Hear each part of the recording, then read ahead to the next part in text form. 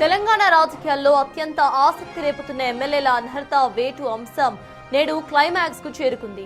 Khairatabad MLA Danam Nagender పై BRS ఇచ్చిన ఫిర్యాదుపై assembly speaker గడ్డం ప్రసాద్ కుమార్ నేడు విచారణ జరపబోతున్నారు. బీఆర్ఎస్ నుంచి కాంగ్రెస్ లోకి చేరినట్టు ఆరోపణలు ఎదుర్కొంటున్న దానంపై అనర్హత వేటు వేయాలని పాడి కౌశిక్ రెడ్డి పిటిషన్ ను దాఖలు చేశారు.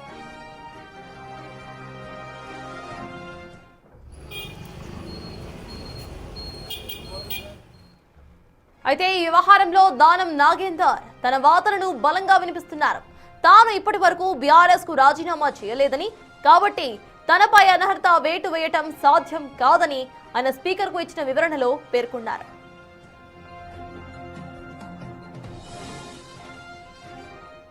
ఖచ్చితంగా దానం నాగేందర్ గారిని సస్పెండ్ డెఫినెట్గా చేస్తారని కోరుతా ఉన్నాను. ఎందుకంటే ఇది చాలా క్లియర్ కట్ కేసు.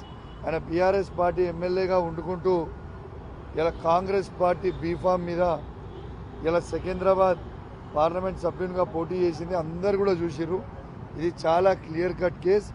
100కు 100% ఈ వాదనలు అన్నీ కూడా దీనికి సంబంధించిన ప్రూఫ్స్, తను కాంటెస్ట్ చేసిన ప్రూఫ్స్, తనకి ఎన్ని ఓట్లు పడ్డాయి అన్నీ కూడా తను కాంటెస్ట్ చేసినాయి అన్నీ కూడా ఇవాళ మేము స్పీకర్ గారికి కూడా చూపించబోతా ఉన్నామని చెప్పి సందర్భంగా తెలియజేస్తూ ఖచ్చితంగా తనని సస్పెండ్ చేస్తారని, తనని డిస్క్వాలిఫై చేస్తారని నేను ఆశిస్తూ ఉన్నాను.